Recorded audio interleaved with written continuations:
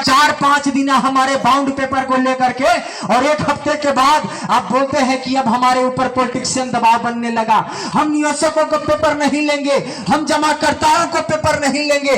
तो उन्होंने बताया कि हमारे पास गुमला का डीसी का फोन आता है, यानी कि डीसी साहब एक डीसी को फोन करते हैं तो वो कहते हैं कि नहीं, हमको डीसी ही मना किया है। उससे पहले कहते हैं कि कुछ पॉलिटिशियन दबाव मेरे ऊपर आ रहा है, इसलिए पेपर नहीं ले सकते हैं। आज हम सभी लोगों को एक कसम खाना होगा कि आप हमारे साथ में छल क्यों किए। अगर आपके दायरे के अनुसार हमारा सिस्टम बट एक नहीं था तो आपको पेपर नहीं लेना चाहिए था, यानी कि आप हमको लालच दिखाने का क्यों काम किए। ये सबसे पहला हमारा आवाज होगा। 8 महीना 9 महीना पहले जो 1 हफ्ता पेपर लिए हैं उसी के अनुसार उनको पेपर लेना पड़ेगा। उनको एक आदमी को बैठाना होगा, एक कर्मचारी को बैठाना होगा हमारे पेपर को लेने के लिए। और अगर उनके पास कर्मचारी नहीं है तो एक से एक महान व्यक्ति, एक से एक पढ़े लिखे हमारे भी संगठन में पदाधिकारी हैं। हम अपने संगठन से पदाधिकारी उनको निःशुल्क देंगे, लेकिन वो बट सेट पेपर को जो है कि लेने का काम करें। क्योंकि अगर आज पेपर को नहीं लेते हैं तो उनको भी समझ में आना चाहिए कि आने वाले आगामी कुछ दिनों के बाद 22 सितंबर के बाद उग्र आंदोलन होगा और जेल भरो आंदोलन होगा।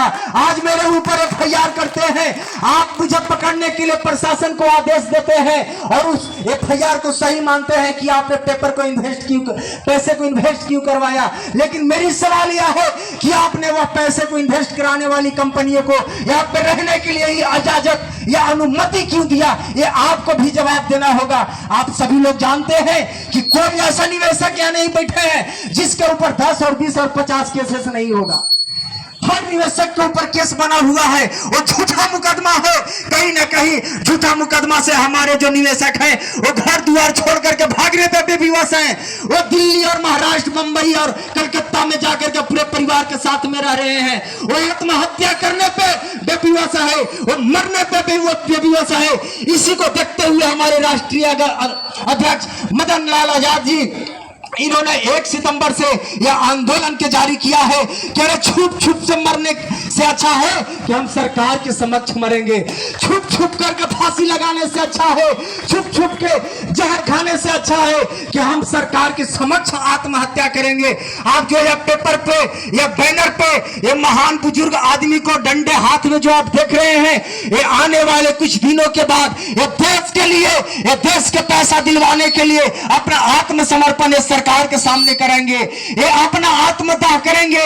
ये इन्होंने फैसला लिया कि छुप करके मरने से अच्छा है कि हम सरकार के समक्ष सामने फांसी लगा करके मर जाएंगे, जहर खा के मर जाएंगे। हम लोगों को आज कसम खाना होगा, कसम यह खाना होगा कि अगर हम लोग मर नहीं सकते हैं तो कम से कम ये बुजुर्ग को आत्मा की शांति दिलाने के लिए इनको जो सपना है देश के ये जितने भी 82 या 42 करोड़ ये निवेशक हैं, 42 करोड़ निवेशकों के लिए इनको सहयोग और साथ देना होगा। मदन लाल आजाद जी को साथ देना होगा, सहयोग देना होगा। हम लोग पैसे नहीं दे सकते हैं लेकिन आंदोलन तो जरूर कर सकते हैं, और आंदोलन करने के लिए कोई पैसे की जरूरत नहीं है, सिर्फ आपको आना है और घरे जाना है।